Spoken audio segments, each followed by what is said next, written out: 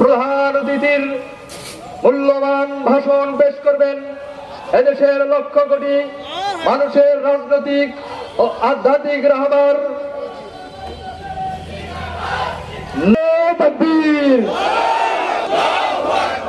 মিছিলকারীদের আগমন, শুভেচ্ছায় স্বাগতম।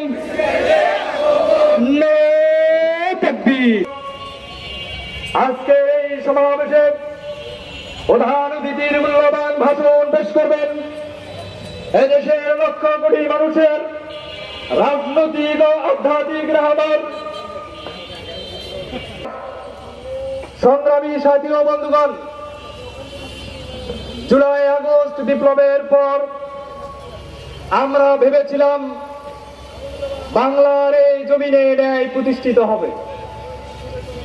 জুলাই বিপ্লবের আন্দোলনের অগ্রভাগে ইসলামী আন্দোলন বাংলাদেশের নেতাকর্মী আন্দোলন করেছিল। জুলাই বিপ্লবের প্রথম বৈঠকেই ইসলামী আন্দোলন থেকে তাদেরকে বলা হয়েছে মূল্যবোধের উপর ভিত্তি করে গণ অভ্যুত্থানের পর এমন ব্যক্তি এমন মহিলা কি করে সাহস পায় ৯২% মুসলমানের বাংলাদেশে কোরআনের বিরুদ্ধে আইন পাশ করার প্রস্তাবনা দাখিল করতে। আমি সবাইকে সতর্ক করে দিতে চাই, উপদেষ্টা পরিষদের সকলকে সতর্ক করছি যে আপনারা অনতিবিলম্বে এই প্রস্তাব থেকে ক্ষমা চান, এই প্রস্তাব বাতিল করুন, নচেত আপনাদের বিদায় ঘন্টা কিন্তু বেজে যাবে। এই বাংলার মুসলমান বিপ্লবী মুসলমান ১৯৭১ থেকে শুরু করে আমরা যখন ফ্যাসিবাদের কারাগারে বন্দী ছিলাম তখন আমাদের ২৪শে জুলাই করতে হয়েছে।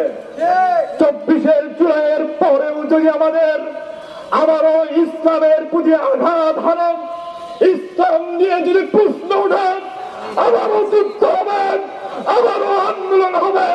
তার জন্য ইসলামী আন্দোলনের অঙ্গ সংগঠন যুব আন্দোলন সর্ব অবস্থায় প্রস্তুতি আছে ইনশাআল্লাহ। নারে তাকবীর। মিছিলকারীদের আগমন, শুভেচ্ছা। বগুড়া জেলা শাখার পক্ষ থেকে ফরহাদ হোসেন মন্টু নেতৃত্বে একটি বিশাল মিছিল আজকের এই গণসমাবেশে গণমানুষের নেতা পীর শেখ চরমনাই ইতিমধ্যে এই শহরে অবস্থান করতেছেন। সংগ্রামী সাথী বন্ধুগণ, মাইনুর হাসান, মুফতি মাইনুর হাসান।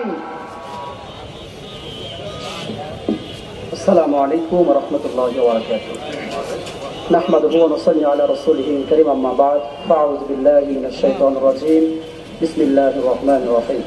জাআল হক ওয়া যাহাকাল বাতিল, ইন্নাল বাতিলা কানা যাহুকা। সাদাকাল্লাহুল আলিয়্যুল আযীম। সংগ্রামী উপস্থিতি, আমরা এই জায়গায় যারা উপস্থিত হয়েছি আল্লাহ তাআলার শুকরিয়া আদায় করি বলে আলহামদুলিল্লাহ। মুসলমানের আওয়াজ কম না বেশি?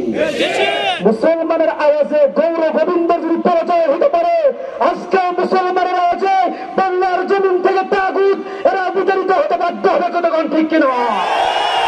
সংগ্রামী সাথী বন্ধুগণ, আমরা রক্ত দিয়েছি, ছাত্র জনতা শহীদ হয়েছে, তারপরে বাংলার জমিন থেকে বৈষম্য কিন্তু দূর হয় নাই। যদি বৈষম্য দূর হতো তাহলে বাংলার জমিন থেকে সেই বরিশালের আমাদের হুজুরকে এখন আমাদের মেয়র ঘোষণা করা হতো, কিন্তু হুজুরকে মেয়র ঘোষণা না করে এখন পরিষ্কার বুঝিয়ে দিয়েছে বাংলার জমিন থেকে এখন পর্যন্ত বৈষম্য দূর হয় নাই। সুতরাং যারা ক্ষমতার মস্তদে বসে আছেন, ক্ষমতায় থেকে বৈষম্য দূর করার জন্য চেষ্টা করেন। ইসলামী আন্দোলন বাংলাদেশ শান্তিপূর্ণ আন্দোলনে বিশ্বাসী। কতক্ষণ ঠিক কিনা?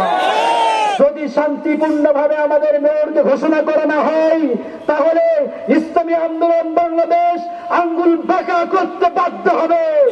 আর আঙ্গুল যদি বাঁকা করতে বাধ্য হয়, বাংলার জমিনে এখনো যারা শোষিত দলের ঘোষক যারা আছেন আপনাদের কিন্তু পালানোর কোনো জায়গা পাবেন না। সংগ্রামী সাথী বন্ধুগণ, আমরা বলতে চাই আমাদের বরিশালের হুজুরকে মেয়র প্রার্থী ঘোষণা বাংলার জমিন থেকে বৈষম্য দূর করুন।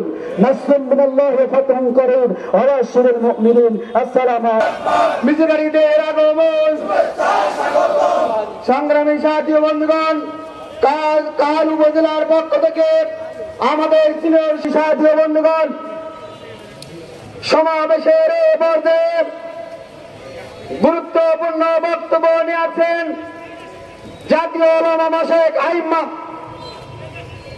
জাতীয় শিক্ষক ফোরাম বগুড়া জেলা শাখা মাস্টার মোহাম্মদ মেহেরুল ইসলাম।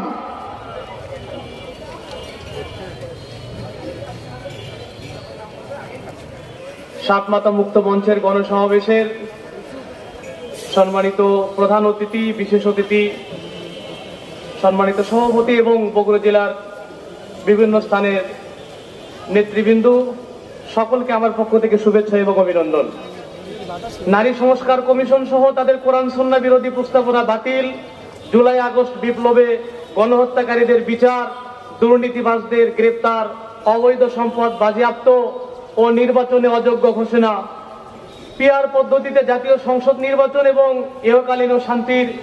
ইহকালীন শান্তি ও পরকালীন মুক্তির লক্ষ্যে ইসলামী সমাজভিত্তিক কল্যাণ রাষ্ট্র প্রতিষ্ঠার দাবিতে আজকের এই গণসমাবেশে অত্যন্ত দুঃখের সাথে বলতে হয়, যেখানে বাংলাদেশে 90% উপরে মুসলমান, সেই দেশে কোরআন সুন্নাহ বিরোধী এখনো বিভিন্ন সেই নাস্তিকতাবাদ সমর্থিত বিভিন্ন